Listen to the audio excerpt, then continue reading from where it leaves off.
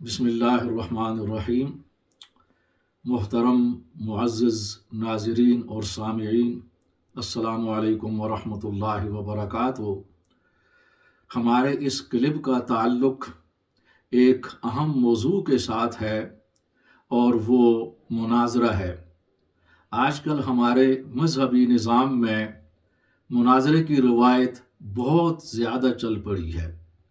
مختلف مسالک اور مکاتب فکر ایک دوسرے کو مناظرے کا چیلنج دے رہے ہیں، اور اس مناظرے کو اس حیثیت سے پیش کیا جا رہا ہے گویا یہ راہ نجات ہے، بہت بڑا ثواب ہے، اور تمام مسائل کا حل بھی یہی ہے۔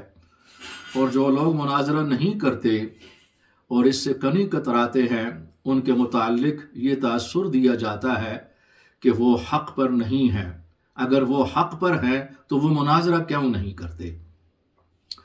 آج ہم آپ کی خدمت میں اس مناظرے کی اصل حیثیت کو پیش کرنا چاہتے ہیں، اور شرعی حیثیت سے ہم یہ گفتگو کریں گے کہ یہ مناظرہ نہ صرف یہ کہ ناجائز بلکہ حرام ہے، اور یہ بہت بڑے فتنوں کا باعث ہے، اور اس کے علاوہ جو مذہبی فرقہ واریت اور مذہبی منافرت اور بہت بڑے فتنے ہمارے معاشرہ میں پیدا ہو رہے ہیں، ان سب کی اصل جڑ یہی روایت مناظرہ ہے۔ اور اس سلسلے میں 4 ایسی اہم وجوہات ہیں جن کی بنا پر شریعت اسلامیہ میں اس قسم کا مناظرہ، یاد رہے اس قسم کا مناظرہ یہ جائز نہیں ہے، اور اس روایت کو بالکل ختم کر دیا جائے۔ اب آپ سنیں وجوہات۔ نمبر 1، ان مناظروں میں اصل نیت مخالف فریق کو گرانے، ذلیل و بدنام کرنے، گمراہ اور جہنمی ثابت کرنے اور اس کی ہر بات کو رد کر دینے کی ہوتی ہے، خواہ وہ حق پر مبنی ہی کیوں نہ ہو۔ اسی کا نام تو باطل ہے، اور باطل کے سینگ نہیں ہوا کرتے۔ نمبر 2، ان مناظروں میں ایک دوسرے کے خلاف سخت، غلیظ اور خلاف شرع زبان استعمال کی جاتی ہے، اور اس پر طرح یہ کہ ایسی زبان کو جائز اور حلال بھی سمجھا جاتا ہے۔ اللہ کے پاک نظام میں ایسی غلاظت کے لیے کوئی گنجائش نہیں۔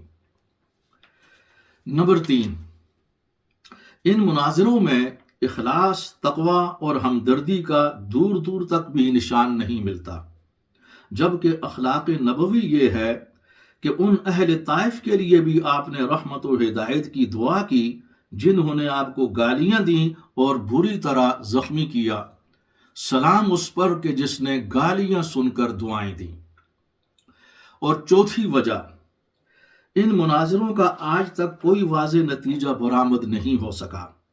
یہ وہ واحد کشتی ہے جس میں ہمیشہ سے دونوں پہلوان ہی فاتح رہے ہیں۔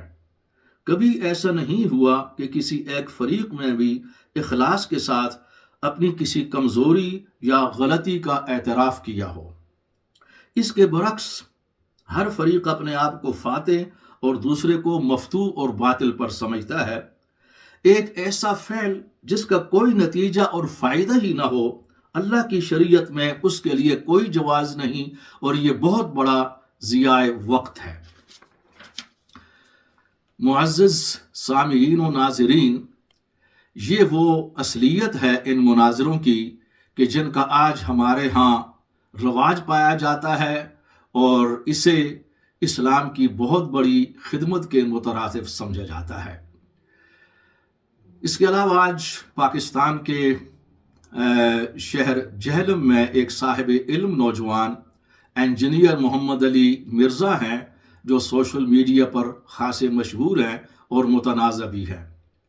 اس وقت ہمیں اس سے غرض نہیں کہ انجینئر صاحب صحیح ہیں یا غلط، لیکن یہ بات مسلمہ ہے کہ انجینئر صاحب نے ہمارے اس موجودہ مذہبی نظام کو بری طرح ننگا کر کے رکھ دیا ہے۔ ان کے سوالات اور اعتراضات کے جواب میں ہمارے علماء ننگی اور فحش گالیاں دیتے ہیں، بجائے اس کے کہ دلائل کے ساتھ جواب دیا جائے۔ اور ان گالیوں کا اور سب و شتم کا انداز یہ ہے: اوئے حرام دیا پترا، اوے کتی دیا پترا، خبیث دیا پترا، کسی خنزیر دیا پترا، کسی کنجری دیا پترا، یہ علماء کی زبان ہے۔ استغفر اللہ، جو وارثان انبیاء ہیں، ان کو شرم نہیں آتی یہ زبان بولتے ہوئے؟ اور یہ کس طرح جائز ہو سکتی ہے اللہ کی پاک شریعت کے اندر؟ یہ جواب ہے آپ لوگوں کے پاس۔ تو پھر قرآن اور احادیث میں جس سب و شتم کو، گالم گلوچ کو حرام قرار دیا گیا ہے، پھر اس کا وجود کہاں ہے اگر یہ زبان جائز ہو؟ وہ کون سا قرہ ہے کہ جس کے اوپر وہ گالم گلوچ اور وہ سب و شتم پایا جاتا ہے کہ جسے نبی علیہ الصلوۃ والسلام اور اللہ کے کلام نے حرام قرار دے دیا ہے، اگر یہ جائز ہے آپ لوگوں کے لیے؟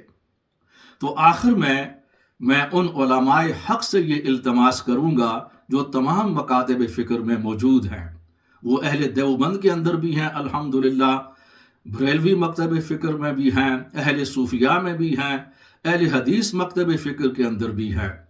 یہ علماء خاصی تعداد میں ہیں، ان کی اکثریت ہے۔ یہ اس قسم کے مناظروں کو غلط سمجھتے ہیں، جائز نہیں سمجھتے، اور یہ محققین ہیں، یہ شرافت اور دلائل کے ساتھ ہر بات کا جواب دے سکتے ہیں، مگر یہ خاموش ہے۔ ان کا فرض ہے کہ وہ اس قسم کے مناظروں کو بند کروائیں، اور یہ جو مذہبی پہلوان ہیں، مناظرین ہیں، انہیں لگام دیں اور انہیں پیچھے کریں۔